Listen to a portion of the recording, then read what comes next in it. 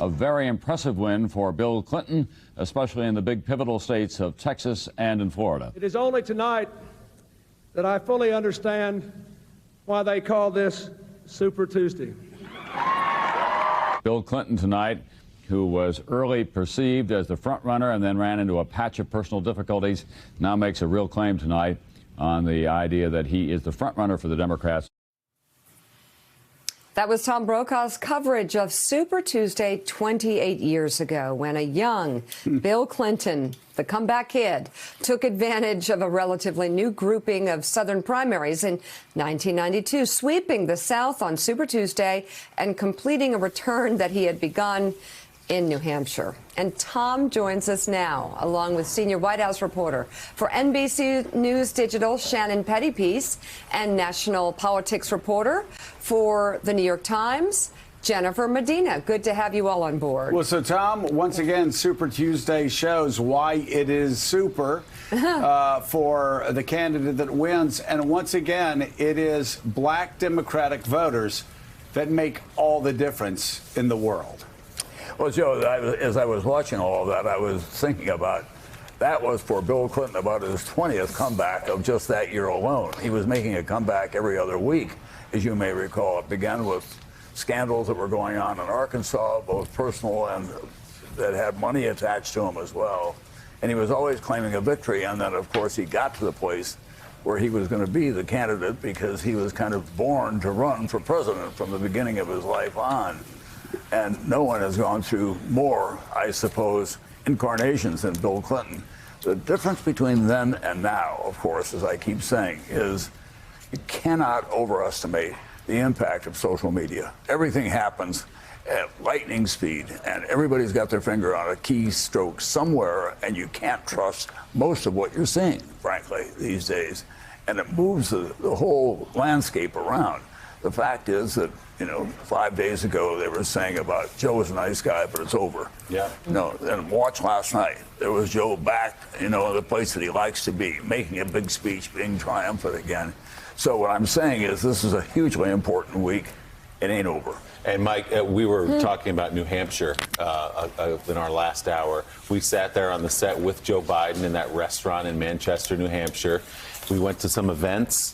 And in some ways, it felt like it was already over. I mean, he saw the writing on the wall. He knew he was going to come in 4th or 5th place in New Hampshire. People said he'd lost a step.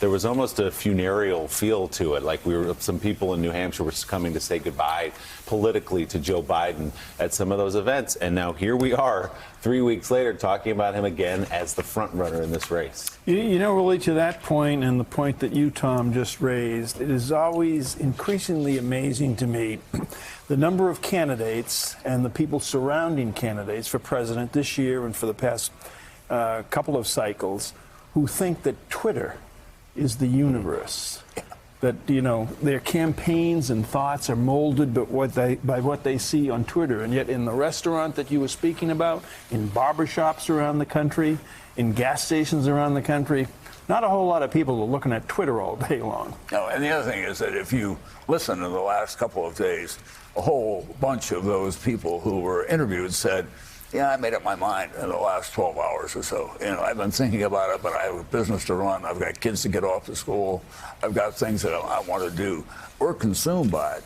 But the other piece of this is no better example of being ambushed by events than this health crisis that we're going through. This is of enormous proportions, and it has no boundaries, frankly. We don't have a way of controlling it. The very best people in the field are saying, well, maybe in a year or in a year and a half, we'll have a grip on this of some kind. In the meantime, people are out there saying, what do I do? What do I do about my children? What do I do about my workplace?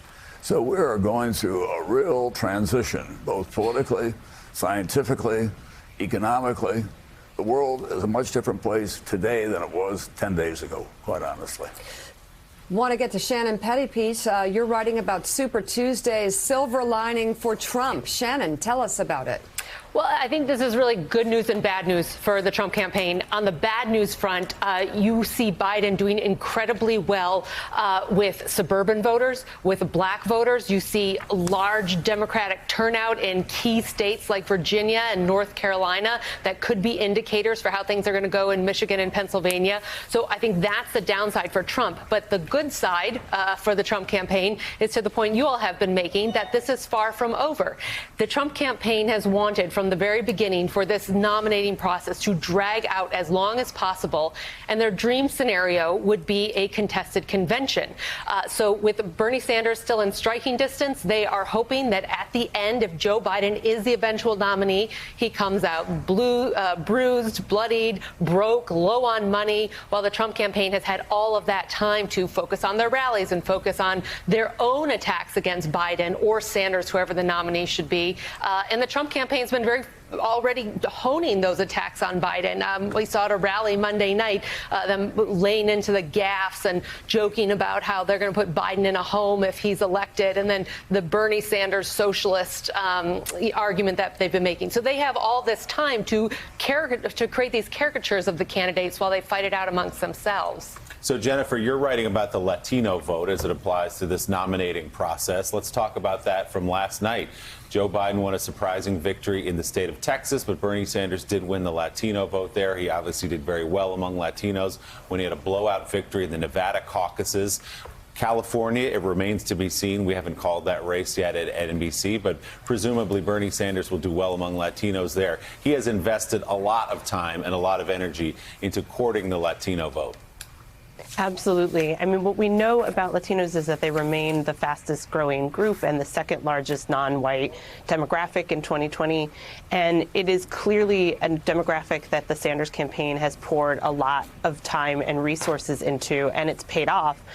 In some sense, Latinos are the ones who are keeping the Sanders campaign alive, both in Texas and in California. Now, what happens in the states beyond is a big question. We're looking ahead at two very different states, Arizona and Florida, where Latinos are very different in both of those states. And the Biden campaign has received endorsements from prominent Latino elected officials, including in Texas and California. I think what's really interesting from the California and the West is that you see so many Latinos, and young Latinos in particular, who really feel turned on and listened to by the Sanders campaign. And what happens to that energy, I think, is a big, interesting thing to watch. Yeah, that's the feeling. What is the specific policy issue, though? Is there something that Latino voters are hearing from Bernie Sanders on questions of policy that perhaps they're not hearing from Joe Biden and other more moderate candidates that are pushing him Bernie Sanders' way? Yeah, there's a few things I hear over and over again from supporters. Number one is health care. Number two is student loans and student debt. And number three, and really in this order, is immigration. There's a lot of people who have an emotional tie to immigration or who have some sort of family tie to undocumented immigrants and feel like Sanders is really saying the kinds of things they want to hear. But it's more about the sort of social programs and social promises that he's making that are really drawing these young Latino voters. You know, Tom, earlier you were talking about Bill Clinton, and we showed the clip, the comeback kid in 1992. But in the course of your career, in the course of coverage of presidential primaries, or any elections actually, have you ever seen such a shocking comeback within 1 week as we've seen from the Joe Biden campaign? No, no question about it. I mean, we all, those of us who have been in this business for a long time, have known Joe personally. You know, it doesn't mean that we're great friends with him, but it's just part of the culture. Speak for yourself. that we've grown up with. And, you know, and Joe was the old warrior, but I saw him out in Iowa, and it was kind of sad. He was in a smaller room because they had to fill it up, and they didn't have enough people to do that. Buttigieg was doing much better just across the street. And I thought, God, this is the last hurrah probably for Joe at this point. And you could kind of see him tailing down. Then all of a sudden it caught fire, and I'm not quite sure why. I think a lot of people, especially in his age group, began to say, this is serious stuff that we're dealing with. And we're now talking about making judgments about not just about the economy, but also about health scares, about what's going on in the Middle East and what's happening to the character of American politics at the national level under this president. You know, this kind of whimsical way. No, I'm not going to do that. I'm going to change to this. And a lot of people are amused by that and kind of are welcoming it. But others are saying, wait a minute, we're talking about the future. We're talking about big decisions here. And I think that that's what prompted some people, especially on the Democratic side, to say, we better take a deep breath here, folks, and figure out where it is that we want to go and how we want to get there. It doesn't mean that this president is out of gas, because he has a way of kind of turning things around. If you just look at his reaction, what happened in the last 24 hours, he came out punching away again, you know, not acknowledging in any way that Joe had had a big time. All right, NBC's Tom Brokaw, thank you so much. And Shannon Pettypiece, thank you very much. The New York Times' Jennifer Medina, thank you as well. Thank you. And thanks for checking out MSNBC on YouTube, and make sure you subscribe to stay up to date on the day's biggest stories. And you can click on any of the videos around us to watch more from Morning Joe and MSNBC. Thanks so much for watching.